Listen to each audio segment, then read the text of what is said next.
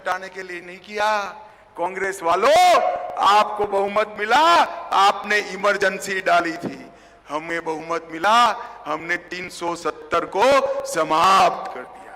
हमें बहुमत मिला, हमने राम जन्मभूमि पर मंदिर बनाया। हमें बहुमत मिला, हम हिंदू, सिख, बौद्ध शरणार्थियों को नागरिकता देने के लिए सीए लेकर आए। और भाई, कोई माता ताली नहीं बजाएगी, सिर्फ भाइयों ने ताली बजानी है। हमें बहुमत दिया तो माताओं बहनों को 33% आरक्षण देने का काम ये भारतीय जनता पार्टी ने किया।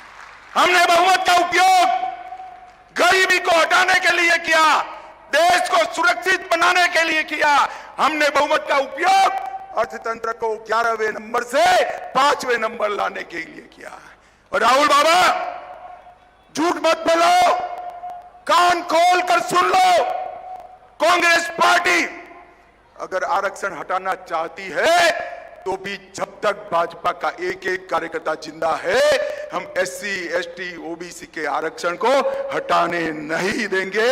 ये मोदी का गारंटी। ये झूठ फैला रहे भाई और बहनों, इन्होंने इस देश में झूठ फैलाने का काम किया है।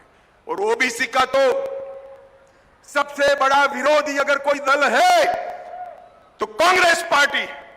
काका साहेब कालेलकर कमीशन का रिपोर्ट को गायब कर दिया, मंडल कमीशन की रिपोर्ट को अमल नहीं किया। जब संसद में रिजर्वेशन की बात आई, राहुल बाबा के पिता राजीव गांधी ने 2.5 घंटे तक विरोध में भाषण किया और मोदी जी ने ओबीसी को संवैधानिक मान्यता देने का काम नरेंद्र मोदी जी ने किया। देश के सभी केंद्रीय इंस्टीट्यूट में हमने ओबीसी को 27% रिजर्वेशन देने का काम किया।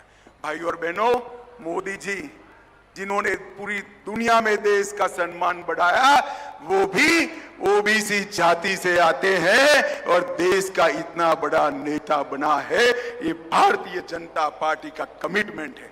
राहुल बाबा, मैं आज आपको कहने आया हूं, आपको कुछ मालूम नहीं है।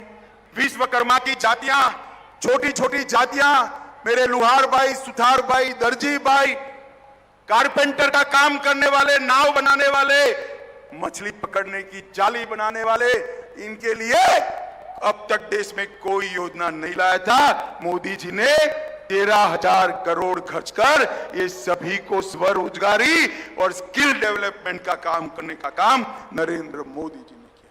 भाइयों और बहनों, 2 खेमे पड़े।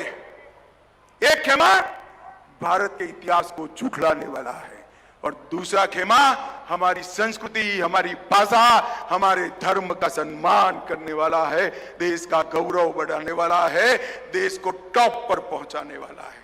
मैं आपको बताने आया हूं, ओम बिरला को जिताओ, मोदी जी को तीसरी बार प्रधानमंत्री बनाओ, 5वें नंबर पर लाए हैं।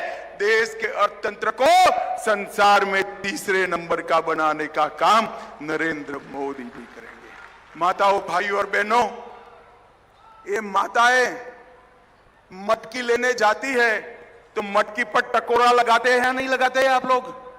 जरा जोर से बोलो भाई, लगाते हो नहीं लगाते हो? तो 200 रुपये की मटकी के लिए टकोरा लगाते हो। देश का खजाना किसको सौंपना है, उसका निर्णय करना है। ध्यान से टकोरा लगाओगे? जरा जोर से बोलो, लगाओगे? 2 लोग हैं, राहुल बाबा और नरेंद्र मोदी। किसको पसंद करोगे? जोर से बोलो, किसको करोगे?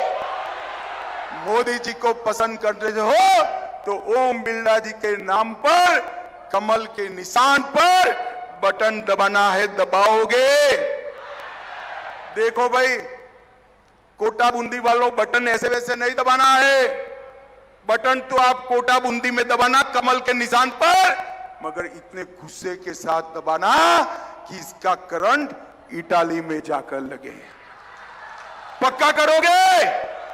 बिरला साहब आगे आइए, आप आगे आइए। बिरला साहब, हमारे बिरला जी को प्रचंड बहुमत से जिताओगे? 400 पार कराओगे?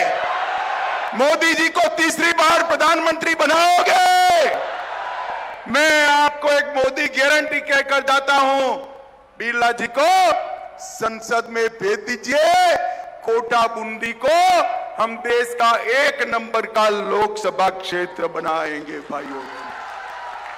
मेरे साथ बोलिए, भारत माता की।